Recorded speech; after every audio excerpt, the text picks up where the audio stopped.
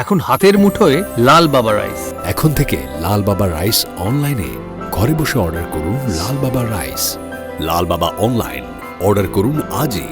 লাল বাবা রাইস, স্বাদ ও স্বাস্থ্য একসাথে পাবেন শুধুমাত্র লাল বাবাতে। স্বপ্নের কেরিয়ার গড়তে চান? আসুন যোগ দিন MCRS নলেজ ক্যাম্পাসে। পূর্ব বর্ধমানে অবস্থিত আমাদের ক্যাম্পাসে আমরা অফার করছি নার্সিং ও প্যারামেডিক্যাল কোর্স। সবুজ ঘেরা হাইটেক ক্যাম্পাস, সঙ্গে কলেজ সংলগ্ন অত্যাধুনিক হস্টেল। এখানে অভিজ্ঞ শিক্ষক ও শিক্ষিকারা আপনাকে আধুনিক চিকিৎসা পদ্ধতি ও প্রযুক্তির মাধ্যমে প্রশিক্ষণ দিচ্ছেন। আমাদের কোর্সগুলিতে আপনি পাবেন হাতে কলমে প্রশিক্ষণ এবং প্রয়োজনীয় দক্ষতা অর্জনের সুযোগ। বিশ্বমানের পরিকাঠামো ও সুবিধা আপনার শিক্ষা জীবনকে করবে আরো সুন্দর ও সহজ। আপনার স্বপ্নের ক্যারিয়ার শুরু হোক এইখানে, MCRS নলেজ ক্যাম্পাসে। MCRS নলেজ ক্যাম্পাস, আপনার ভবিষ্যতের পথপ্রদর্শক। মুক্ত আবহ, আমরা আজকে ক্রিকেট খেলা নিয়ে আলোচনা করব। আমাদের আজকে খেলাধুলোর যে আলোচনায়, সেখানে আমরা ক্রিকেট নিয়ে আলোচনায় আমরা পেয়েছি আজকে আমাদের বর্ধমান শহর, বর্ধমান জেলা এবং রাজ্যেরও একসময় খুবই প্রতিশ্রুতিমান ক্রিকেটার ছিলেন এবং তারপরেও উনি ক্রিকেট খেলা যেমন কৃতিত্বের সঙ্গে খেলেছেন, তারপরেও কিন্তু ক্রিকেট খেলা ছাড়ার পরেও উনি ক্রিকেট সংগঠক হিসেবে আছেন। বর্ধমান শহরের প্রতিশ্রুতিমান ক্রিকেটাররা যাতে আগামী দিনে আরও ভালো জায়গায় পৌঁছতে পারে তার জন্য উনি কাজ করে চলেছেন। উনি হচ্ছেন অনির্বাণ নন্দে। অনির্বাণ নন্দে আমাদের স্টুডিওতে স্বাগত জানাই। অনির্বাণ নন্দে কীরকম খেলতেন, কি কি সাফল্য উনি পেয়েছেন, সেই সব কথায় আমরা সুযোগ পেলে পরে আসবো। বর্ধমানের ক্রীড়াপ্রেমীরা অনেকেই জানেন যে উনি বর্ধমান দিলীপ সিংয়ের সঙ্গে দীর্ঘদিন খেলেছেন, উনি স্কুল টিমে খেলেছেন। আমরা তার আগে বর্তমান সময়ের ক্রিকেট নিয়ে ওনার কাছে একটু জেনে নেব। ওনার কাছে প্রথমেই জানতে চাইব, যেটা বর্তমান সময়ে আমাদের ভারতের ক্রীড়াপ্রেমীদের খুবই আনন্দ দিয়েছে, এই যে মহিলা ক্রিকেটে আমাদের দেশ চ্যাম্পিয়ন হলো, দক্ষিণ আফ্রিকাকে হারিয়ে, তার আগে অস্ট্রেলিয়াকে সেমিফাইনালে হারালো। এইখানে আপনাকে যদি বলা হয় যে ক্রিকেট আপনারা যখন খেলেছেন তখনকার মহিলা ক্রিকেট আর এখনকার মেয়েদের ক্রিকেটের মধ্যে তফাৎ কি হয়েছে, পরিবর্তন কি এসছে? দেখুন, মোস্ট প্রবাবলি বোধহয় ইন্ডিয়ান ওমেন্স ক্রিকেট স্টার্ট হয়েছে বোধহয় 1976 এরকম টাইমের, 70s স্টার্ট হয়েছে।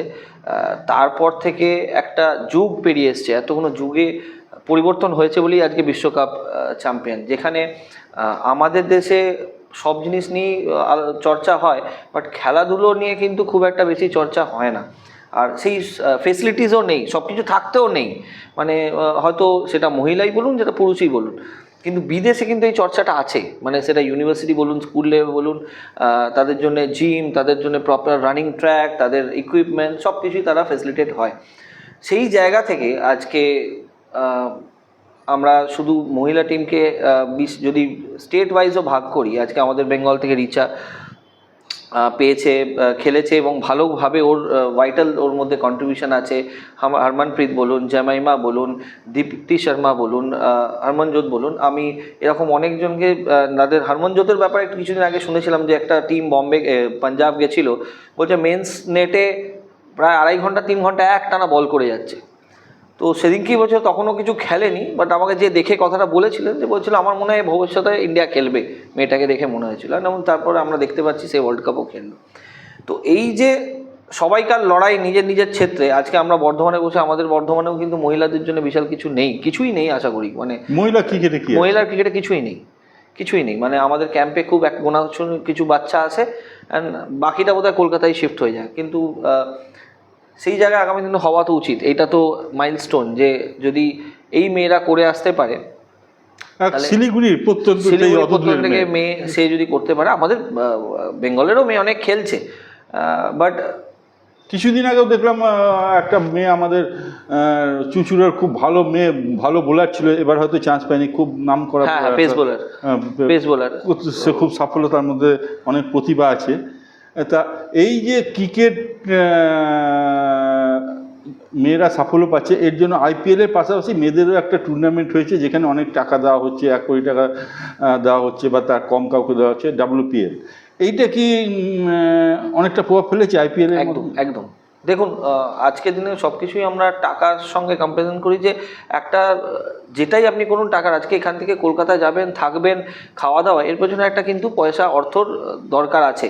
সেটা আজকে মধ্যবিত্ত বাড়ির পক্ষে সেটা নাই হতে পারে। আর আমাদের একটা মেয়ে যাবে, সে থাকবে, তারও একটা এনভায়রনমেন্ট থাকা দরকার, সেই একটা থাকা, তো টাকা না হলে তো কোনো সম্ভবই নয়।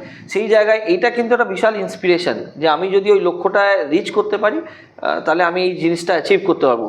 তো অবশ্যই এটা একটা সাড়া ফেলেছে। আর অ্যাটলিস্ট মারা বা বাবারা তাকাচ্ছে তো, যে মেয়ে মানে শুধু পড়াশোনা, নাচ গান থেকে খেলার মাঠে আসবে, আপনি অর্থ উপার্জন করতে পারবেন, অর্থ উপার্জন করতে পারবেন খেলাধুলোর থ্রু দিয়ে।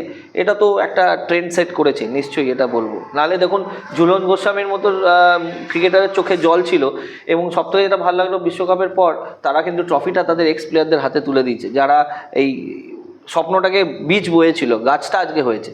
তো ন্যাচারালি এটা একটা কিন্তু একটা আমাদের মহিলা ক্রিকেটের জন্য এবং আমাদের প্রজন্মের যে বাচ্চারা খেলছেন বা যারা এখনও স্বপ্ন দেখছেন, তাদের জন্য বিশাল একটা ব্যাপার। আচ্ছা, এই যে যখন 6 মার্চ ছিল, এই যে আপনি তো ক্রিকেট খেলেছেন, যে 6 মারতে গেলে আলাদা স্ট্যামিনা একটা লাগে, মনের জোর লাগে এবং বাহুর জোর লাগে, তার সঙ্গে টেকনিক আছে। এই যে 6গুলো মারছিল, আপনার কি মনে হয় যে এটা শুধু দীর্ঘদিনের প্রশিক্ষণের জন্য হয়েছে, না এর জন্য আলাদা কিছু শুধু গায়ের জোরে হয়েছে? দেখুন, গায়ের জোরে তাহলে তো মানে আমি কাউকে বলছি না, মানে গায়ের জিম ম্যানরাও গিয়ে 6 মেরে দিতে পারতো। ক্রিকেটটা তো সেটার জন্য নয়, একটা প্রসেস। এটা এই প্রসেসের মধ্যে ওরা দীর্ঘদিন সবাই পুরো টিমটাই প্রসেসের মধ্যে, প্রপার ট্রেনিং, তার মধ্যে তাদের লাইফস্টাইল, তাদের ডায়েট, ফুড ডায়েট, তাদের প্র্যাকটিস, কীভাবে প্র্যাকটিস, এগুলো অনেক সেগমেন্ট আছে। আর কিছুটা তো আপনি বলবেন যে এটা ভগবান দত্ত, মানে 6 মারাটা সবাই মেরে দেয়, হয়তো টাইমিংয়ে বেরিয়ে গেল, কিন্তু ওই রিচার মতো ফ্ললেস, ওই প্রেশার সিচুয়েশান, ওই প্রেশারটাকে রিটার্ন অন্য টিমের দিকে ঠেলা, এই যে মানসিক কন্ট্রোল রাখা প্রেশারটাকে, এইটা তো ওর ভগবানের, ওর স্কিল। মানে রিচার কথা বলছি, রিচা যখন আউট হয়ে যায়, সেই ক্ষেত্রে পরবর্তীকালে আর ডাউন দ্য অর্ডার ইন্ডিয়ার কেউ ছিল না যে 6 মেরে ম্যাচটা বার করবে। আমি গ্রুপ স্টেজে বলছি, পরপর 3টে ম্যাচ যখন হারলো, তারপরে তার মধ্যে একটা ম্যাচে তো প্রায় 90 না কত করেছিল, কিন্তু হেরে গেছিল, ওর নামটা হলো না, তো ম্যান অফ দ্য ম্যাচ হতো। এবার রিচা হচ্ছে 6 নম্বরে নামছে, যেটা 6 নম্বরে নেমে হাতে কম বল পাচ্ছে, কিন্তু তাকে অনেক রান করতে হবে। এই যে 6 নম্বরে নেমে হাতে কম বল পাচ্ছে এবং অনেকগুলো রান করতে হবে, সম্বর্ধনা সবাই বলেছে যে আমি চাপে থাকলে আমার খেলা ভালো হয়। এইটাকে কীভাবে ব্যাখ্যা করবেন? রিচা ঘোষের যেটা, দেখুন কালকে সৌরভ গাঙ্গুলি এটা নিয়ে কিন্তু বলেছে ইডেন গার্ডেন্সে, যে যারা ওপেনে টপ অর্ডার ব্যাট করে তারা অনেক সময় পায়, অনেক বল পায়, তাদের কাছে রান করার স্কোপটা অনেকটা থাকে, কিন্তু এটা কিন্তু পুরোটাই একটা প্রেশার নেওয়া, সেটাকে রোটেট করে নিয়ে যাওয়া। এটা আমি বললাম না, এটা সবাইকার বলেন না, সবাই ফিনিশার হতে পারে না। এই জন্য কি রিচাকে আলাদা করে আপনি নম্বর দিতে চান? একদম একদম একদম। আজকে বলুন না, ভারতবর্ষের ফিনিশার কাকে বলা হতো? কপিল দেবকে, ধোনিকে বলা হতো। কপিল দেবও অনেক ফিনিশ করেছে, আপনি বলতে পারবেন না, তখনকার দিনে তো উইকেট অত প্রিপেয়ার ছিল না, ওরা কিন্তু একটু পরের দিকে নামতো 4 নম্বর। হ্যাঁ, তো এরা ম্যাচ ফিনিশ করেছে। আমরা সব থেকে, আমার মনে হয় যুবরাজ সিং বলুন, MS ধোনি বলুন, আজকের দিন আমরা রিঙ্কু সিংকে এখনও সুযোগ পাচ্ছে না। কালকে ম্যাচটা হয়েছিল, বাট বৃষ্টির জন্য ম্যাচটা হয়ে গেল। তো এই যে ভালো ফিনিশার, এইটা কিন্তু শুধু ফিনিশার মানে ক্রিকেটে গেলাম আর বল দেখলাম আর 6 মেরে দিলাম নয়, ওই প্রেশারটাকে হজম করে, অ্যাবজর্ব করে, সেটাকে খেলার দিকে ওটাকে ট্রান্সফর্ম করা, ঠান্ডা মাথায়, সব থেকে হচ্ছে মাথা ঠান্ডা রেখে, স্থির রেখে, এটা তার নিজস্ব মানে ভগবান দত্ত স্কিল বা তার ডেভেলপ করা স্কিল। যে যারা এখানে এসছো তারা খেলা ভালোবাসো, শুধু ক্রিকেট নয়, অন্য খেলার মধ্যেও এই উন্মাদনা ছড়িয়ে দিতে হবে। আপনার কি মনে হয় ক্রিকেটের এই ভারতের যে মেয়েদের সাফল্য, এই সাফল্য কি মেয়েদের অন্য শুধু ক্রিকেট ছাড়াও অন্য খেলার দিকে নিয়ে যেতে যাবে, নাকি শুধু ক্রিকেটেই সীমাবদ্ধ থাকবে? দেখুন, গার্জেন, আমার তো মানে আমিও অ্যাজ আ গার্জেনই যদি বলেন, আমি একটা কথাই বলি, বাচ্চাদের মাঠে আসা দরকার, খেলার মাঠটা শুধু তাকে খেলাই শেখায় না, তাকে বাকি লাইফের অনেক কিছু পার্ট শেখায়। এই যে বললাম প্রেশার নেওয়া, আজকালকার দিনে আমরা দেখছি মানে আমাদের বাচ্চারা প্রেশার নিতে পারে না, একটুতেই ফ্রাস্ট্রেশন হয়ে যাচ্ছে, ডিপ্রেশন চলে আসছে। তো এইটা কিন্তু খেলার মাঠে তারপর একতাবদ্ধ করে। তারপর ডিসিপ্লিন, সব থেকে বড় হচ্ছে ডিসিপ্লিন, একটা জিনিস যেটা মানুষকে শেখায়, যেটা আমাদের দিনে আমাদের দেশে খুব অভাব বলে বাইরের থেকে। তো ডিসিপ্লিননেসটা কিন্তু ক্রিকেট বা যে কোনো স্পোর্টস থেকে আসে, ইন্ডিভিজুয়াল স্পোর্টস থেকেও আসে। তার প্রপার ফুড ডায়েট, কারণ শুধু ডিসিপ্লিন মানে কি ভদ্র কথা বললো না, তার লাইফস্টাইল, তার খাওয়া দাওয়া, তার পরণ পোষণ সব কিছু নিয়ে। এই যে মহিলা ক্রিকেটের পাশাপাশি যদি আমি আমাদের ভারতের যে সিরিজ প্রথমে ওয়ানডে ম্যাচে তারা 2-1 হেরে গেল, শেষ ম্যাচটা যেহেতু বিরাট কোহলি এবং রোহিত শর্মা ভালো রান করেছিল, তার পাশাপাশি আমাদের T20, এইখানে T20 ম্যাচ থেকে এখন নেই রোহিত শর্মা বা বিরাট কোহলি, ওদের কি এখনও T20-তে প্রয়োজন ছিল, নাকি অন্যদের সুযোগ দেওয়ার জন্য তাদের অবসরটাই ঠিক আছে? দেখুন, এরা দুজনেই ভারতবর্ষকে অনেক কিছু দিয়েছে, আর সবাই সবাইকার আইকন। আজকে রোহিত শর্মাও কিন্তু এই বয়সে এসে আবার প্রমাণ করলো। পুরো সিরিজটা আপনি ওয়ানডের শুধু ফাইনাল নয়, তার আগেও সে রান করেছে এবং ম্যান অফ দ্য সিরিজ হয়েছে, মোস্ট প্রবলি বোধহয় ম্যান অফ দ্য সিরিজই হয়েছে। তারা রান করেছে মানেই সে, তার মানে তাদের মধ্যে সেই জিনিসটা কিন্তু শেষ হয়নি। হ্যাঁ, এবার কি কারণে তারা ছেড়ে দিল সেটা তারাই বলতে পারবে, বাট আমাদের আইকন, আমরা তো ভালো লাগি, এনজয় করি, মানে যে যখনই তাদের দেখব। বাট তাদের যদি মনে হচ্ছে যে না আমাদের এনাফ, যদি আমরা মনে হচ্ছে যে আমার এর বাইরে আর কিছু দেওয়ার নেই, নতুনদের সুযোগ করে দিল। নতুনরা তো খারাপ করছে না, নতুনেও দেখুন এখনও রিঙ্কু সিং বাইরে বসে যে পারফর্ম করে বসে আছে। স্টিল আমাদের ওয়ার্ল্ড কাপও সামনে, একটু তো কোচ বা ম্যানেজমেন্ট এক্সপেরিমেন্ট করছে যে কাকে কোথায় সেট করা যায়। তো ভালো তো করছে, 2-1 তো আমরা সিরিজটা অস্ট্রেলিয়া সিরিজ জিতলাম। আপনি খেলাধুলোর সময় যেমন অ্যাক্টিভ ছিলেন, টিমের অন্য প্লেয়ারদের প্রতি নজর রাখতেন, টিম তৈরি করার ক্ষেত্রে অ্যাক্টিভ ছিলেন, এখন নিজে খেলাধুলো খেলার মাঠে নেমে ব্যাট বল না চালালেও আপনি এখন খেলোয়াড় তৈরি করার দিকে আছেন। তা আমি যদি আপনাকে মানে জানতে চাই, মানে যদি বর্ধমান শহরে মেয়েদের একটা T20 টুর্নামেন্ট করা যায়, কোনো সংস্থা, কোনো প্রতিষ্ঠান, কোনো ক্লাব যদি মেয়েদের T20 একটা প্রতিযোগিতা করে, তাহলে তাতে কেমন সাড়া পাওয়া যাবে? নিশ্চয়ই, এটা তো একটা আপনি ইনোভেটিভ চিন্তা ভাবছেন, যদি এটা ভাবছেন আমার তো মনে হয় অবশ্যই স্টার্ট তো করা যেতেই পারে। এটাকে যতক্ষণ না আপনি স্টার্ট করবেন ততক্ষণ আপনি রেজাল্ট কী করে এক্সপেক্ট করেন? বর্ধমানের শহরের বুকে যদি একটা মেয়েদের ক্রিকেট টুর্নামেন্ট করা হয়, টেনিস না ডিউজ, কোনটার প্রতি আপনি বলবেন, কোনটা দিয়ে শুরু করা উচিত? দেখুন, আমি তো বলবো ডিউজের প্লেয়ার যেহেতু, আমি বলবো ডিউজেই। দেখুন, টেনিসের কথাটা আমি বলতে পারবো না, কারণ আমি টেনিসের সঙ্গে যুক্ত নয়, বাট ডিউজে তো ডেফিনেটলি করা উচিত, কারণ আমরা দেখছি তো এত বাচ্চা। বর্ধমানে টিম পাওয়া যাবে 11 জন করে, ক্যাম্প তো হয় এখানে, তো মেয়েদের ক্যাম্প হয়, সিএবি থেকে ক্যাম্প করায়, তাহলে সেই বাচ্চাগুলোকে নিয়েই করা যাবে না কেন?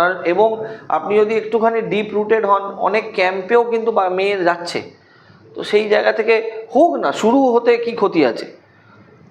পথ চলা শুরু হবে তবে তো আগে রাস্তা দেখা যাবে। তাহলে আমরাও তো আগামী দিনে এই রিচার মতো, হরমনপ্রীতের মতো, জেমিমার মতো বর্ধমান থেকেও যদি কেউ খেলে, তো এটা তো আমাদের বর্ধমানবাসীর জন্য গর্ব। তাহলে আপনারা এটা তো বলতে পারবো যে আমরা ওই টুর্নামেন্ট থেকেই, মেয়েটা ওই টুর্নামেন্ট, যেমন আমরা বিদেশে এখন বলে যে রোনাল্ডো এই ক্লাব বাচ্চা জুনিয়র লিগটা খেলেছে, এই মেসি এই জুনিয়র লিগগুলো খেলে গেছে, যেটা আমাদের কিছুদিন আগে আন্ডার-17 মিনার্ভা জিতে এলো। তো ওয়াই নট, বর্ধমান থেকে কেন শুরু হতে পারে না? বর্ধমানের যে ক্রিকেটের পরিকাঠামো, এই পরিকাঠামোয় মানে ছেলে বলুন মেয়েদের বলুন, প্লেয়ার তৈরি করার ক্ষেত্রে কতটা সুবিধা আছে, কতটা অন্তরায় আছে, প্রতিবন্ধকতা আছে? দেখুন, আপনারও তো একটা একাডেমি আছে ক্রিকেট খেলা। দেখুন, আমরা চেষ্টা করছি। সেখানে সুবিধা কি পাচ্ছেন, অসুবিধা কি হচ্ছে? সুবিধা এটা হচ্ছে যে দেখুন, ওই একটা তো মাঠ আছে, সবই আছে, ফিনান্সিয়াল তো একটা ডেফিনেটলি বড় গ্যাপ, যেখানে আমরা আজকে দেখছি, আপনিও একমত হতে, আমি জানি না একমত হবেন কিনা ব্যাপারটা নিয়ে, আজকে টেনিস টুর্নামেন্ট নিয়ে এত স্পন্সর লাফালাফি, মানে একদিন বা দুদিন বা 3 দিনের খেলা, মানে শর্ট ফরম্যাটে হচ্ছে। আচ্ছা, ডিউজে কি হতে পারে না? ডিউজেও তো 10-10 হচ্ছে, 20-20 হচ্ছে, 3 দিনে খেলা হয়। সেখানে বড় বড় যারা আমাদের বিজনেস হংক আছেন বা বড় বড় কর্পোরেট হাউস আছেন, কলকাতায় কিন্তু এটা হয়, কলকাতায় কিন্তু এরকম কর্পোরেট ক্রিকেটস হয়, বর্ধমানে কিন্তু সেইভাবে এগোচ্ছে না। এবং তাতে আমার মনে হয় যারা ক্রিকেট শাসক আছেন তাদেরও এগিয়ে আসা উচিত, একটু অন্যভাবে নতুন কিছু ভাবনা চিন্তা, গতের চিন্তা ভাবনা ছেড়ে দিয়ে নতুন কিছু প্রজন্মকে নতুন, কাজে দেখুন সব কিছুই নতুনভাবে আমাদের ভাবতে হচ্ছে প্রজন্মর জন্য। আসলে আন্তর্জাতিক স্তরে খেলতে গেলে তো শেষ পর্যন্ত সেই ডিউজেই খেলতে হবে। একদমই তাই। আর ভিশন থাকতে হবে, কোনো ভিশন ছাড়া। আজকে আপনি বলছেন, এই যে এটা বলছে যে এটা আমরা এই ভিশনটা 2017 হয়েছিল, 17-তে মিস করেছি, তাহলে 17-র পর 2025, তার মানে এই এত কটা বছর কিন্তু এই লক্ষ্যটা ওরা ধরে রেখেছিল। এবং শুধু ওরাই না, বোর্ড এবং পুরো টিম, কেন যে এর মধ্যে অনেক 5-6 জন প্লেয়ার যারা 2017 খেলেছে, তারাও তো সেই, তাদেরও বয়স বাড়ছে, তাদেরও টেনাসিটি বাড়ছে, সব কিছুই বাড়ছে, তারা কিন্তু সেই এক লড়াইটা লড়েছে। তো এইটাকে তো আপনাকে কৃতিত্ব দিতে হবে, যে কোনো জিনিসের একটা ভিশন থাকা দরকার। ভিশন ছাড়া আজকের দিনে এগোনো খুব মুশকিল। ওই শীতকাল এলো, একটু পিচ হয়ে গেল, ক্রিকেট খেলা হয়ে গেল, ক্লাবদের বলে দিলাম, এই ভেবে আর ক্রিকেট হতে পারে না। কেন আজকালকার বাচ্চাদেরও আপনি আপনারা যখন ক্রিকেট মানে নিজেদের টাইমে দেখুন, আপনারা হয়তো বাড়ি থেকে টিফিন নিয়ে যেতেন, বাড়ি থেকে পকেট থেকে বল কিনে বল খেলেছেন, আজকের দিনে কিন্তু আর সেটা নেই। এখন তাহলে আপনারা যারা ক্রিকেট প্রশিক্ষণ দিচ্ছেন, ক্রিকেট প্রশাসনে আছেন বিভিন্ন সংস্থা ক্লাবে, এখন কি আপনারা তাহলে এতদিন হয়তো বলতেন তোমাকে সচিনের মতো খেলতে হবে, সৌরভের মতো খেলতে হবে, কপিলের মতো, এখন কি তাহলে আপনারা বলবেন হরমিনপ্রীতের মতো খেলতে হবে বা রিচার মতো খেলতে হবে? নিশ্চয়ই বলা যেতে পারে। মেয়েদের জন্য তো দেখুন কেউ কাউকে আইডল ধরেই এগোয়, আমরা বিকল্প কি পাচ্ছি?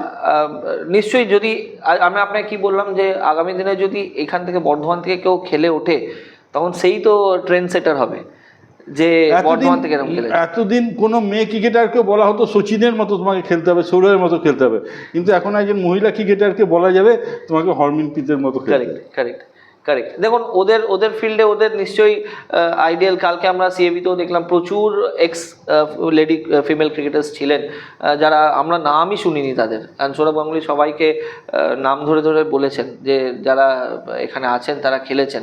তো দেখুন ওই আজকে একটা জায়গায় মানুষ যখন মানে এই যে একটা ল্যাম্পলাইট হলো, বিশ্বকাপ পেলো, আমিও শিওর আপনারা তো 1983 ওয়ার্ল্ড কাপ দেখেছেন খুব কাছ থেকে, তখন তো ইন্ডিয়ান ক্রিকেট কেউ পুষতো না, বলে নাকি পুরো ইন্ডিয়ান ক্রিকেট পায়া কালাট হয়েছে ওয়ার্ল্ড কাপ পাওয়ার পর। হতে পারে এটাও একটা মেয়েদের জন্য চেঞ্জ হতে পারে। আপনি ছেলেদের ফুটবল ক্রিকেট নিয়ে অনেক ভাবনা চিন্তা করছেন, পরিশ্রম করছেন, শেখাচ্ছেন, অনেককে যুক্ত করছেন। মেয়েদের নিয়ে এই আগামী দিনে কি কিছু পরিকল্পনা ভালো আছে? আমরা চেষ্টা করছি, আমাদের কল্পতরু মাঠে কিছু প্ল্যানিংস চলছে, দেখা যাক। আমাদের একজনের সঙ্গে কথা হচ্ছে, উনি যদি কিছু, আমার কাছে কিছু এনকোয়ারিজও আসে, ফোন আসে, তো যখনই বলে যে ছেলেদের মধ্যে এখন দেখুন সংখ্যায় মেয়েরা তো কম, তো আপনিই কেন শুরু করছেন না, মানে আপনি নিয়ে আসুন ছেলেদের সঙ্গে করুন। আর এই যারা হারমান এরা সবাই যখন জেমাইমাও বলেছে যে আমি ছেলেদের সঙ্গে প্র্যাকটিস করেছি, রিচা ঘোষ বলেছে যে আমি ছেলেদের সঙ্গে প্র্যাকটিস করেছি। তো এইটা তো আজকে তো সব জায়গায় ছেলে মেয়ে কাঁধে কাঁধ মিলে লড়ছে। হ্যাঁ, একটা তার সেপারেট স্পেস চাই, ড্রেসিং রুম সেপারেট, এইটা ডেফিনেটলি আমাদের ফেসিলিটেট করতে হবে। বাট ভয়টা সরাতে হবে যে আমার মেয়েও করতে হবে। আমিও মেয়ের বাবা, তা আমিও চাইবো যে আমার মেয়ে খেলুক। আমি তো এখন থেকে ওকে বলটা ধরিয়ে দিই। আপনার মেয়েকে আপনি মাঠে নিয়ে যান? এখন একটা ছোট, সবে 2 বছর, বাট ওই ঘরেই ডিউজ বলটাই হাতে ধরিয়েছি আমি, কিন্তু টেনিস বল বা প্লাস্টিক বল ধরাইনি, আমি ডিউজ বলটাই আগে হাতে ধরিয়েছি। আপনার শেষ কথাটা ভালো লাগলো। প্রতিটি খেলোয়াড় যদি তার পরিবারের ছেলেদের পাশাপাশি মেয়েদেরও এইভাবে, অনির্বাণ নন্দে যেভাবে তার পরিবারের মেয়েদেরকে ছোটো বয়সে খেলার মাঠে নিয়ে যাচ্ছে, এইভাবে যদি তারা তাদের অনুপ্রাণিত করে প্রতিটি ক্রীড়াপ্রেমী মানুষ, তাহলে আমাদের ভারতবর্ষে একটা আগামী দিনে এখনও আমাদের ভারতবর্ষের মেয়েরা দিন দিন, ছেলেরাও আগের থেকে অনেক আমরা দেখছি যে বিভিন্ন ক্রীড়াক্ষেত্রে সাফল্য মান বাড়ছে, খেলার মান বাড়ছে। আগামী দিনে নিশ্চয়ই আমরা অনির্বাণ নন্দের মতো যদি আমরা ক্রীড়াপ্রেমী, ক্রীড়া সংগঠক পাই, নিশ্চয়ই আমাদের মেয়েরা, ছেলেরা আরও সাফল্য। আমরাও চাই যে বর্ধমান থেকে উঠুক, গর্বের ব্যাপার। আমাদের বর্ধমানের থেকে তো যখনই বলে, আমরাও যখন খেলি যে তুমি বর্ধমান থেকে, আচ্ছা বর্ধমান থেকে এই প্লেয়ার খুব ভালো খেলতো আমাদের ক্লাবে, তো আমাদেরও বুক হয় না, হ্যাঁ আমাদের সিনিয়র, আমি ছোটোবেলা থেকে ওনাদের সামনে প্র্যাকটিস করি। যাই হোক, অনির্বাণ নন্দের ব্যক্তিগত খেলাধুলো নিয়ে আজকে আর আমরা আলোচনা করলাম না। ওনার ব্যক্তিগত খেলাধুলো নিয়ে আগে আলোচনা হয়েছে। আবার ওনার ব্যক্তিগত খেলার অভিজ্ঞতা নিয়ে আমরা আগামী দিনে নিশ্চয়ই আলোচনা করব। আজকের মতো আমরা আলোচনা এখানেই শেষ করছি। অনির্বাণ নন্দীকে ধন্যবাদ। Thank you.